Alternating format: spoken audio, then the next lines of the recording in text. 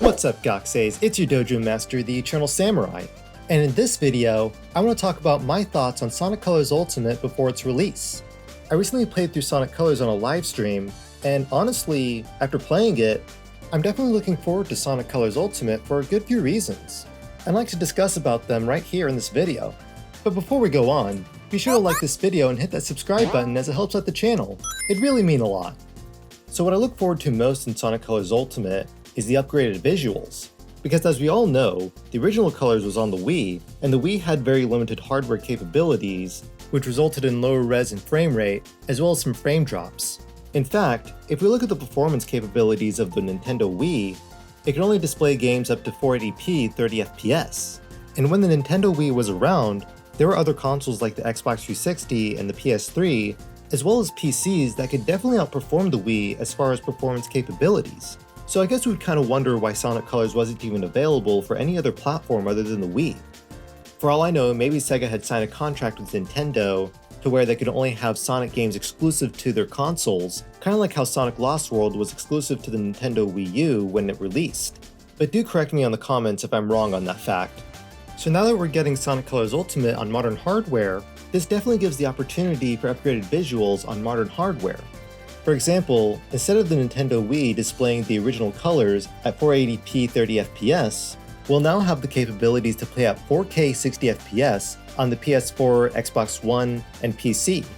And as for the Switch, we'll be able to play at 1080p 30fps. I know it's not as performant as the PS4, Xbox One, and PC, but it at least is more performant than the Wii. And with these upgraded visuals, the biggest things that I love about it is that compared to the original Colors, we'll have brighter colored and finer detailed stage components, as well as a more polished UI and HUD, which I find very apparent in the end stage results menu.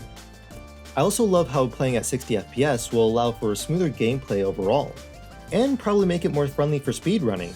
But to compare the results, let's look at the difference between the original Colors and Ultimate from the stage Tropical Resort.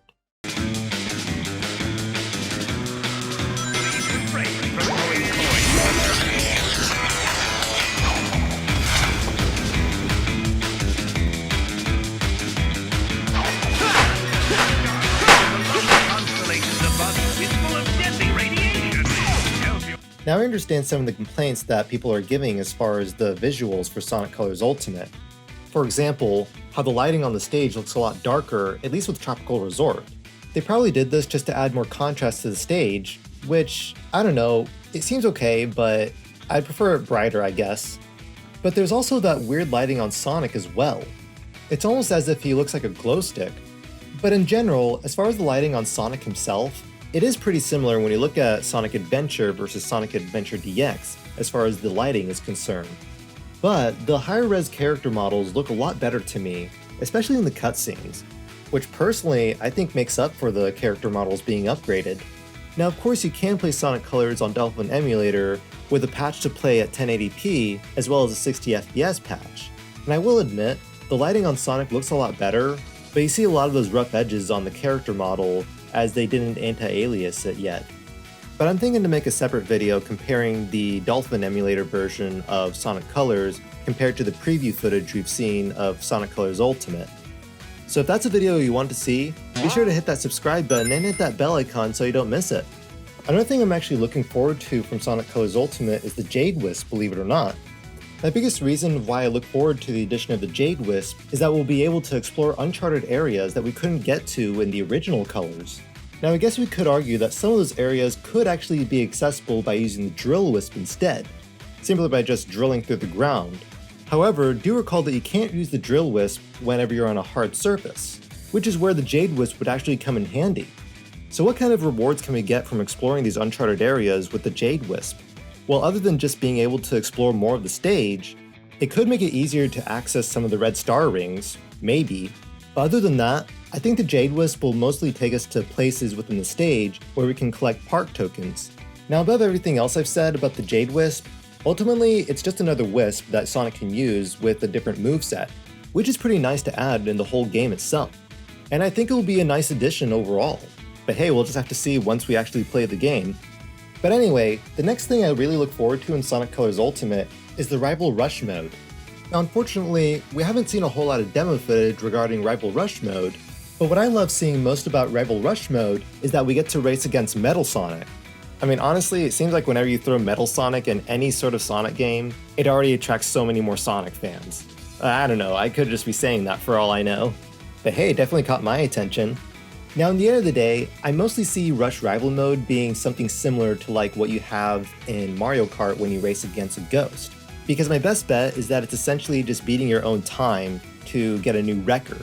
But I do wonder if Metal Sonic might add some more challenges to the race, kind of like in Sonic CD, where Metal Sonic would shoot lasers at Sonic or boost through him, which would make Sonic lose rings and set him back.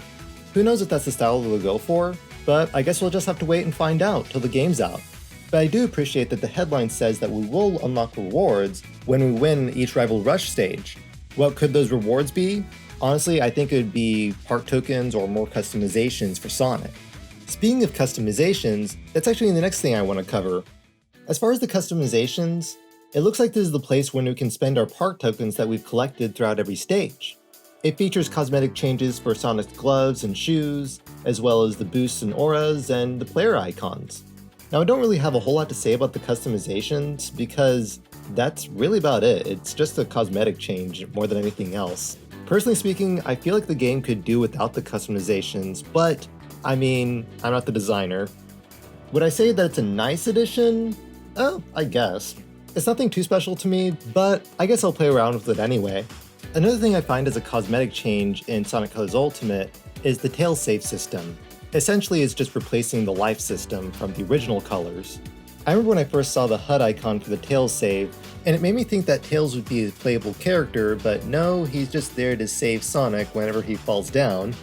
Which does bring up the question, does the Tails save animation only play when Sonic falls down, or is it also whenever he dies? Because from the demo footage we've seen, we've only seen the Tails save animation play after Sonic falls. So I do also wonder if the Tails save animation will also play whenever Sonic dies by getting hit and having no rings. Also, if I am correct, I think Tails from Sonic Colors Ultimate puts you back where the checkpoints were from the original Sonic Colors. But correct me if I'm wrong in the comments. Now, I'm not totally bashing on the Tails save system. I like that Tails at least has some sort of role in Sonic Colors Ultimate. Unfortunately not as a playable character, but at least as some sort of supportive role, rather than just being Sonic's techie sidekick. Now, as for the remixed music, I feel like this is where Sonic Colors Ultimate may fall on a flat note. No pun intended. Because when you compare the original OST to the remix, I would definitely prefer the original. Like, let's just listen to the original Sweet Mountain Act 1 compared to its remix real quick.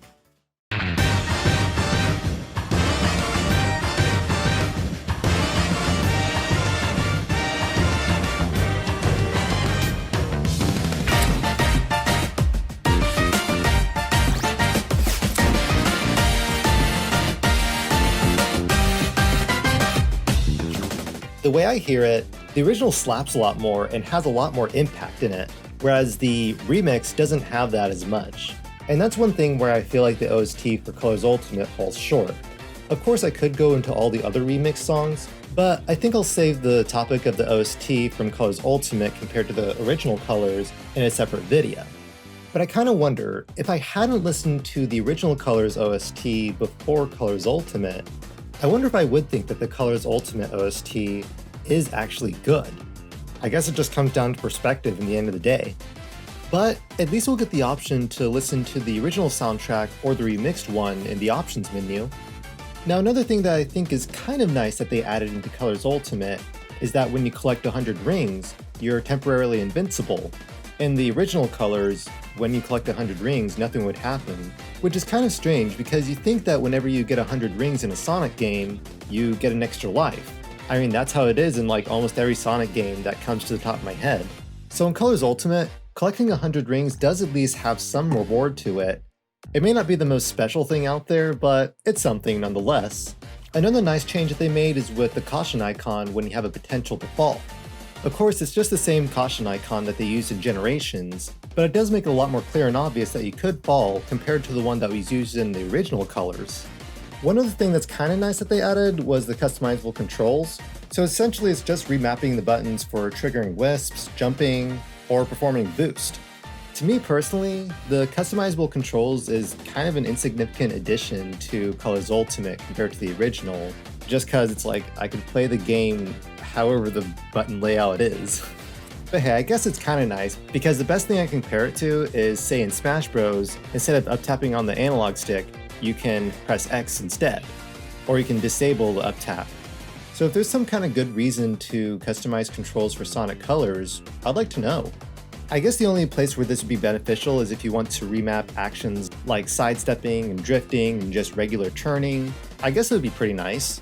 Although that does make me wonder if you'll be able to sidestep, drift, and just turn in general in Colors Ultimate, because in the original Colors, there were predetermined parts of the stage where you could either just turn, drift, or sidestep, and it was just all controlled with the analog stick.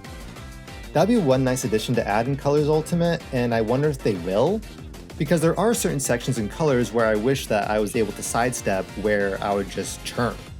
But hey, we'll just have to wait till the game comes out to see for ourselves.